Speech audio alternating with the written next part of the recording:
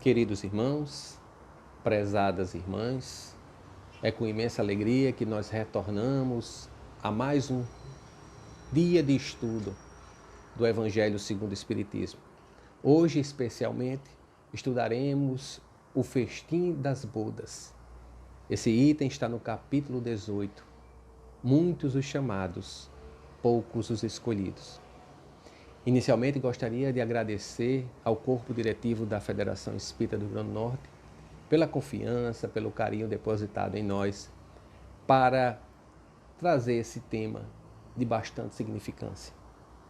Nós, inicialmente, vamos fazer uma leitura dessa parábola e depois comentarmos à luz do Espiritismo, à luz das obras promovidas, trazidas especialmente pelo espírito de Emmanuel e André Luiz, que vai dar sustentação e maior entendimento ao nosso estudo.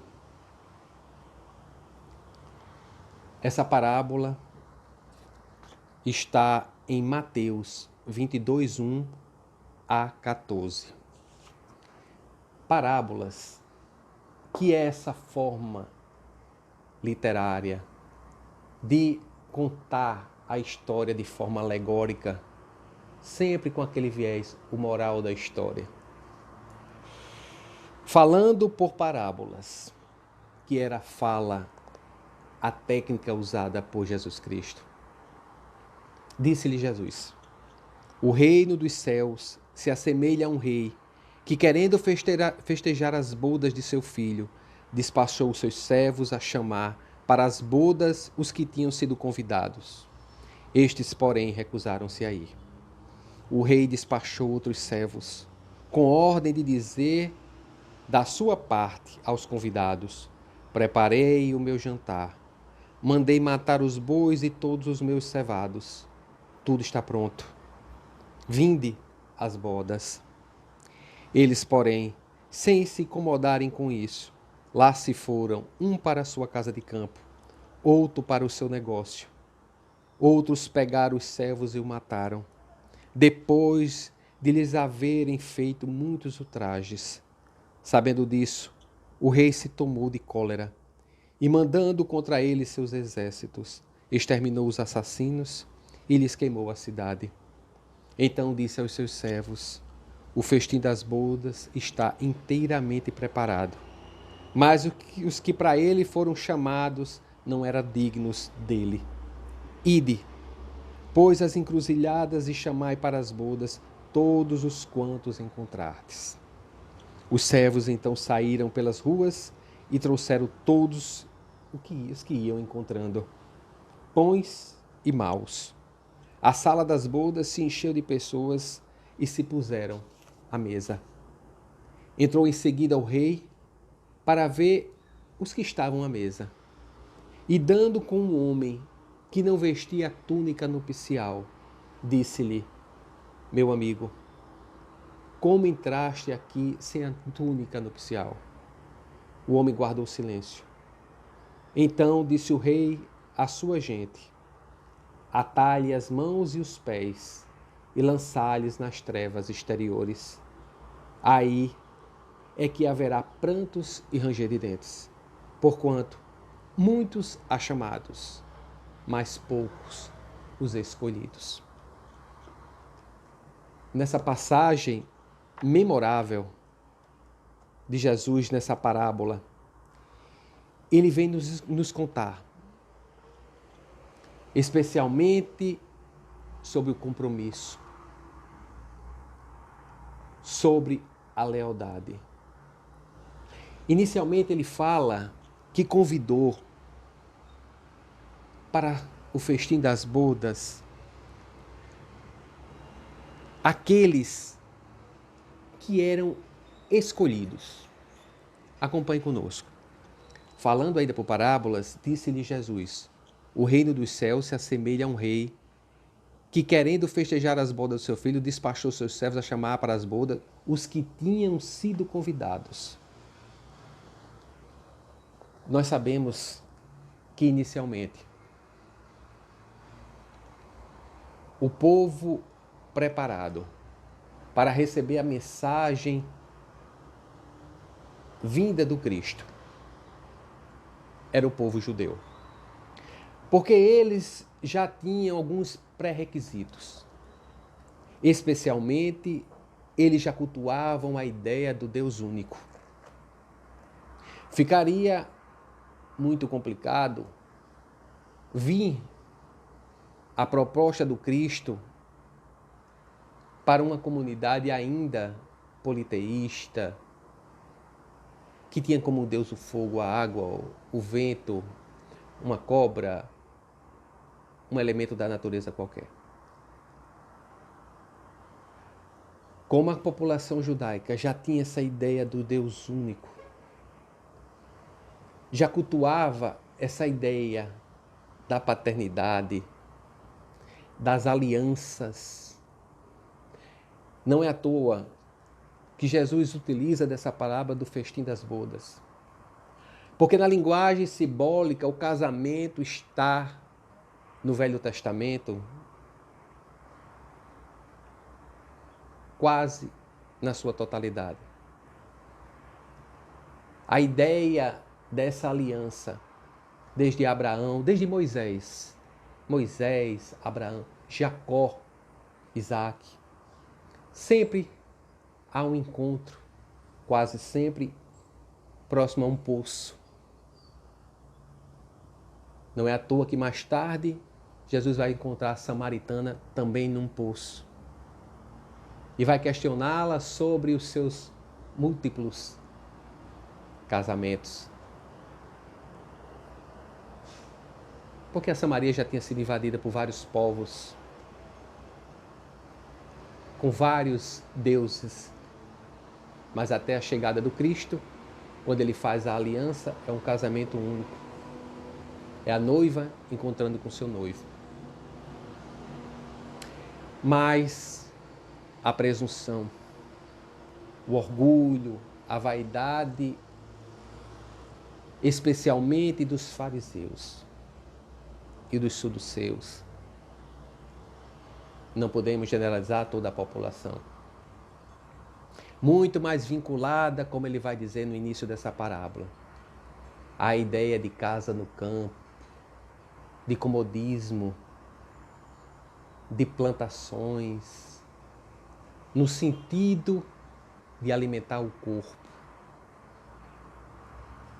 tanto quanto o desprezo à proposta. Porque se ele buscava a casa do campo e os negócios, ou seja, o repouso, os prazeres e a matéria, o elemento material, os bens, as posses, era um povo, especialmente essas categorias de saduceus e os fariseus, vinculados profundamente à hipocrisia. Porque toda a sua adoração era externa. É para essa categoria que Jesus inicia essa parábola, dizendo que os convidou. Mas eles não aceitaram. Uma turma não deu a mínima atenção. Outras, e aí aos mais comprometidos, violentaram e mataram os seus servos, que eram os profetas, que eram aqueles enviados por Jesus para preparar o terreno para a grande chegada da Boa Nova. Poderíamos exemplificar nesse momento a figura de João Batista.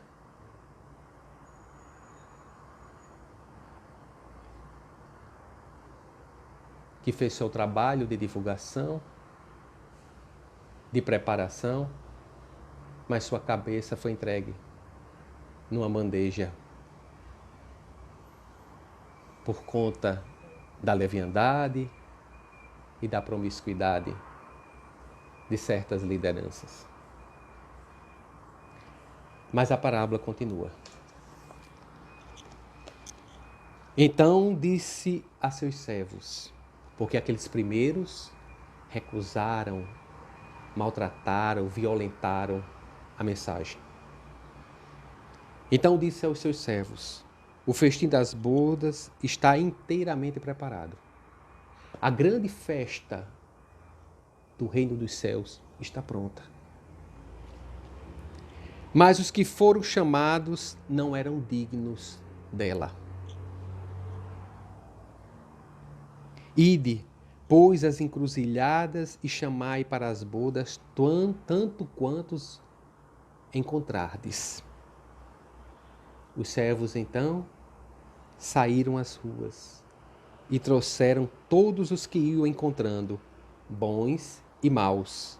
A sala das bodas se encheu de pessoas que se puseram às mesas. Como poderemos trabalhar essa situação? Peço licença para a gente ir a uma obra intitulada Paulo e Estevão. Paulo e Estevão foi psicografada por Chico Xavier através do seu mentor espiritual Emmanuel e está na lista dos romances históricos. Há um capítulo na parte 2ª chamada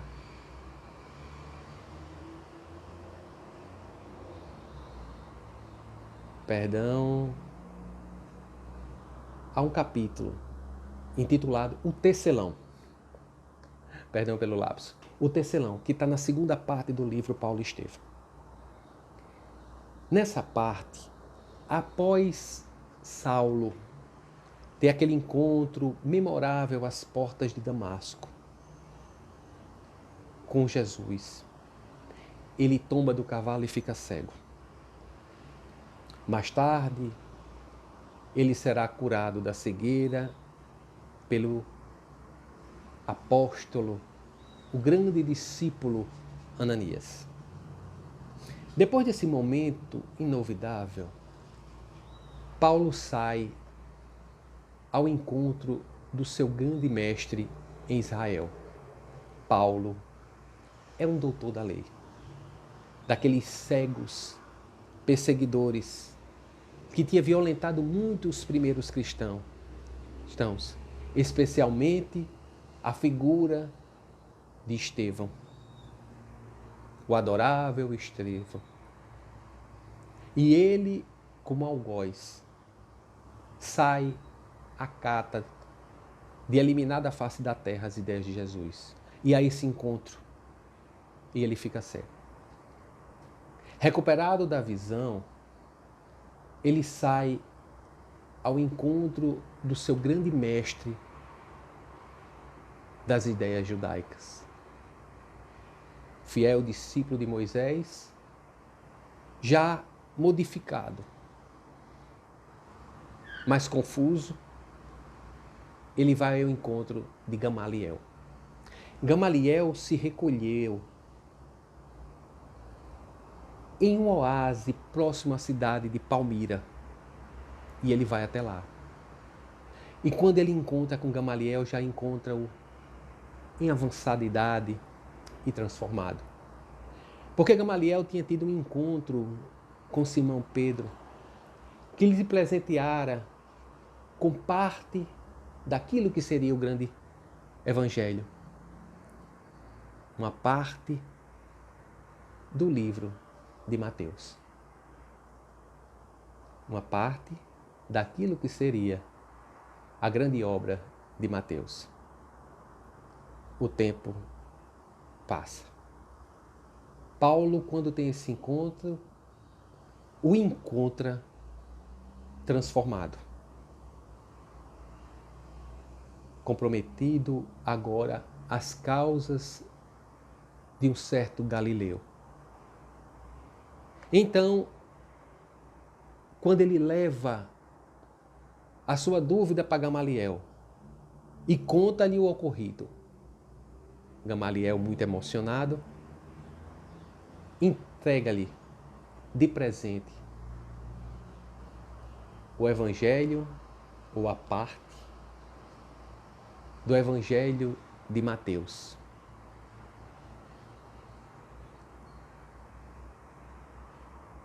E diz a Paulo, à época Saulo, Saulo, a terra prometida, ou seja, a Jerusalém que a gente imaginava como a escolhida para a festa. Porque um dia Abraão tinha falado que a terra se cobriria com os filhos de Israel. Pegando essa questão literal e material e esquecendo que a Jerusalém, a terra prometida, é a boa nova. E ele vai dizer a Paulo, Saulo, à época.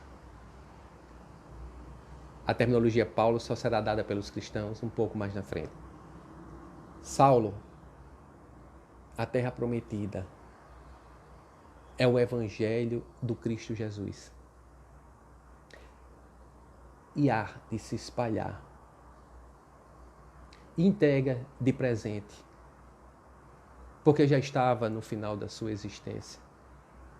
Aqueles textos para Paulo. Paulo, compreendendo o alcance das palavras,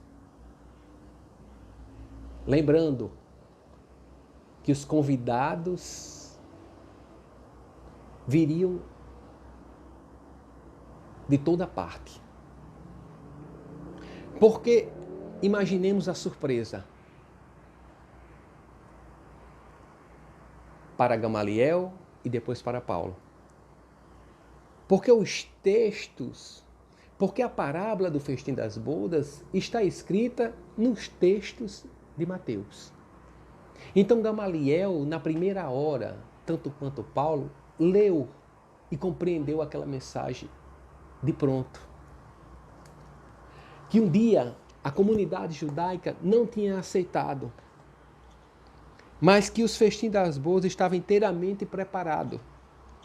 Mas os que foram para eles chamados não eram dignos. E depois as encruzilhadas e chamai-as para as bodas todos quantos encontrardes. E os servos saíram para as ruas e trouxeram todos que iam encontrando. Paulo passará a ser o apóstolo dos gentios. Paulo irá agora para todas as suas comunidades, da Ásia Menor à Ásia Maior. As suas viagens, as 4 mais conhecidas. Até terminar em testemunho em Roma.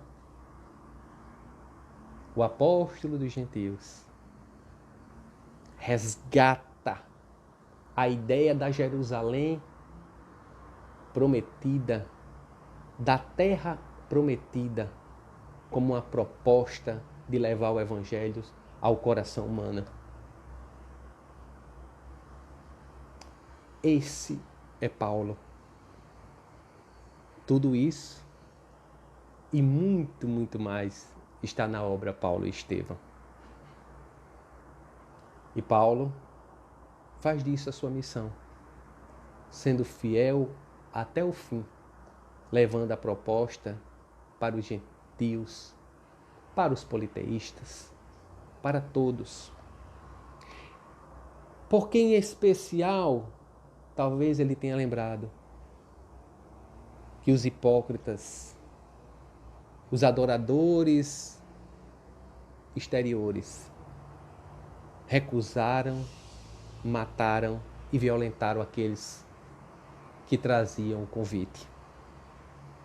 Enquanto muitos, especialmente as prostitutas, os abandonados, aceitaram a proposta e o convite do Mestre.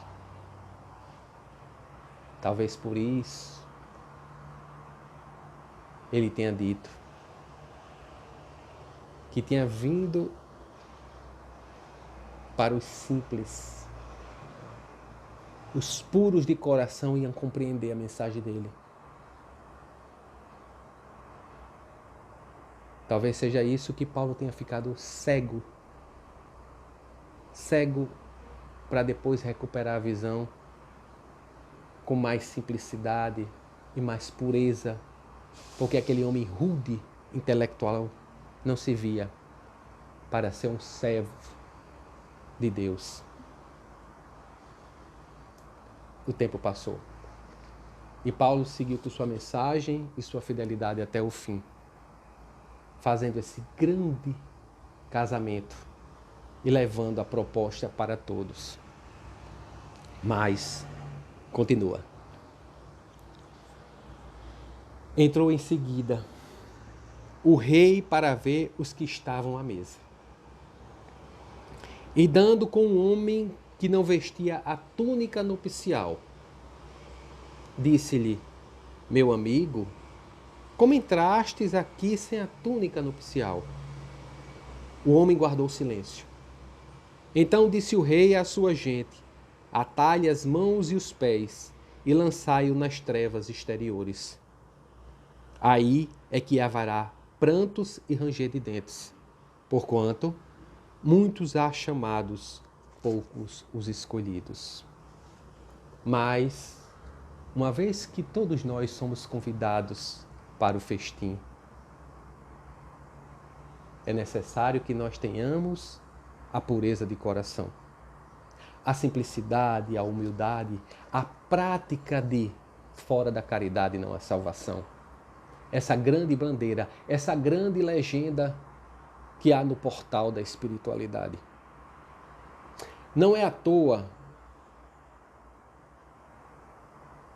e eu peço licença porque me recordei de um texto que está no livro Nosso Lar. Há um encontro fabuloso no capítulo intitulado sobre o vampirismo.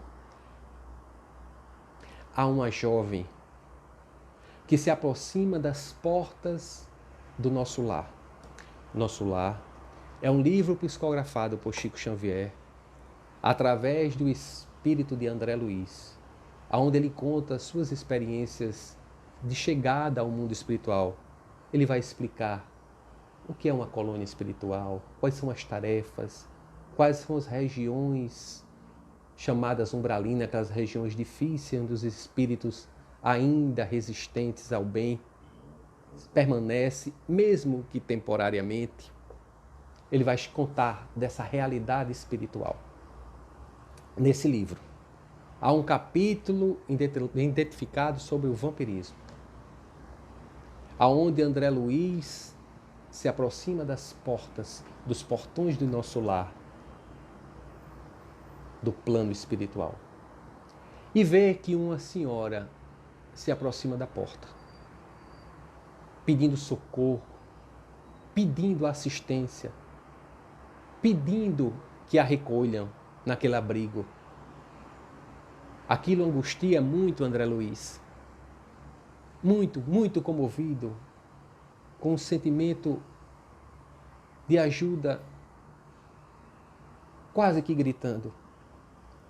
Ele, sem autorização, corre e vai ao encontro da sua orientadora, o espírito de Narcisa. Chama Narcisa até os portões. Narcisa, visivelmente emocionada, diz: meu Deus, eu não tenho autorização para recolhê-la. Mas André, eu vejo que nela há alguns pontos, 48, manchas escuras. Eu acho melhor nós chamarmos o orientador das sentinelas, o grande diretor que cuidava das questões da segurança de nosso lar, o irmão Paulo. E quando chama o irmão Paulo vê, olha para ela e aquele espírito gritando: socorro, socorro, socorro. Paulo olha para Narcisa, olha para André Luiz e diz: infelizmente, ela não será acolhida. Narcisa, um espírito bom, mas eu me encarregarei de cuidar. André, nós ajudaremos. Paulo olhou para os dois e disse: Narcisa, André não está conseguindo ver as manchas. Mas o que tu vê, Narcisa? Eu vejo 48 manchas. Narcisa, o que eu vejo é que a irmã trabalhava na terra, na área da obstetria. Ela era responsável por partos. E essas 48 manchas está gravada ali as marcas do seu movimento assassino. Quantas crianças que acabava de nascer ela estrangulava? Esses são abortos delituosos. Esses outros são assassinatos. Narcisa, de coração bom, diz: irmão Paulo, compreendo, mas eu mesmo já cometi inúmeros delitos em encarnações passadas. O irmão Paulo olhou para Narcisa, que ainda não compreendia. Aquelas almas que prezam pela segurança da coletividade. E disse: se ela entrar nesse ambiente, ela vai ocasionar tumulto. Porque ela nem arrependida está. Você quer ver? E trava um diálogo com aquele espírito quando começa a lembrá-la dos seus movimentos. Seus movimentos de quando trabalhava e quando deveria ter sido vinculada às práticas de humanidade. E falhou. Ela imediatamente começa a blasfemar, inclusive da colônia Nosso Lar, dizendo que ela não queria isso, ela queria o reino dos céus que tinha lhe prometido. Ela sai dizendo inúmeros impropérios. E André Luiz olha para Narcisa, que olha para o irmão Paulo, agradecida por aquela lição. Porque talvez eles tenham compreendido que a nossa irmã, que merece socorro no tempo em que se arrepender, ainda não tinha a túnica nupcial, ainda não tinha as vestimentas adequadas para entrar no reino dos céus. Porque é necessário trocar as vestimentas. Essas vestimentas que estão gravadas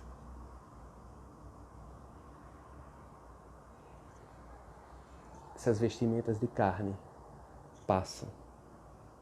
A vestimenta é o Espírito, que imprime no seu perispírito essa porção que está entre o corpo físico e o corpo espiritual, que imprime nela, no corpo físico, as marcas de seus compromissos. Por isso que nós vamos, a cada encarnação, retirando, digamos assim, os remendos e depurando a nossa túnica, a nossa roupa, o nosso perispírito, para que amanhã, quando entrarmos, chegaremos no mundo espiritual sem remendos, sem compromissos mais com o passado. Entraremos com uma túnica perfeita. E nesse banquete seremos aceitos.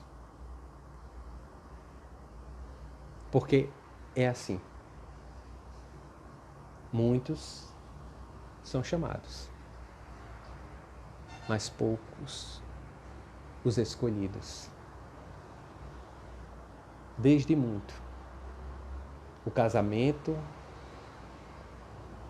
já foi anunciado. O noivo à espera da noiva, que é toda a humanidade transformada. Não é à toa que numa pequena praia na França,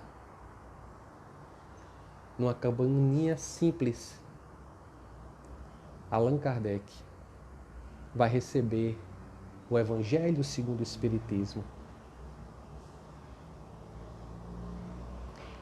Talvez não mais em frente a um poço, mas agora em frente a um mar. Porque o mar vai estar interligado com todos os mares. E a mensagem já não ficará numa região geográfica. Como os mares se comunicam, ela se espalhará. Sairá do Canal da Mancha e atingirá toda a terra. Anunciando, através do seu grande servo, que a aliança ainda está aberta e sempre estará para aqueles que assim desejarem. E aqueles rebeldes, na figura do exército que invade e destrói cidades, representa as consequências das leis de Deus, das leis naturais, as leis que aquilo que plantares, colherás. As ações, as reações, as causas e os efeitos. Só nós somos os construtores. Só nós decidiremos para onde iremos. O espírito de Joana de Ângeles, através de Divaldo, diz: por mais que amemos o nosso irmão, a nossa irmã, nosso pai, a nossa mãe, nosso esposo ou nossa esposa, quando ele adoece, nós não podemos tomar o remédio por ele. Só ele. Então, nesse momento de transição, nesse momento de pandemia e de testemunhos graves que estamos vivendo, sentinelas, tentai-vos as sentinelas, para que irmãos ou irmãs, sem a túnica nupcial, roubem o salário dos justos. A todos nós, em família, e especialmente aqueles que estão sob ataques, o reino dos céus está preparado. Só depende de nós. Confiança, pureza de coração. Por outras palavras, amai-vos uns aos outros como eu vos amei. Essas palavras são para todos nós, os espíritos ainda vacilantes. Nesse momento, gostaria de agradecer a oportunidade e de relembrar que é nesse sentido, sem a túnica nupcial, muitos serão chamados, mas poucos serão escolhidos. Muita paz a todos e até outra oportunidade, se assim Deus permitir.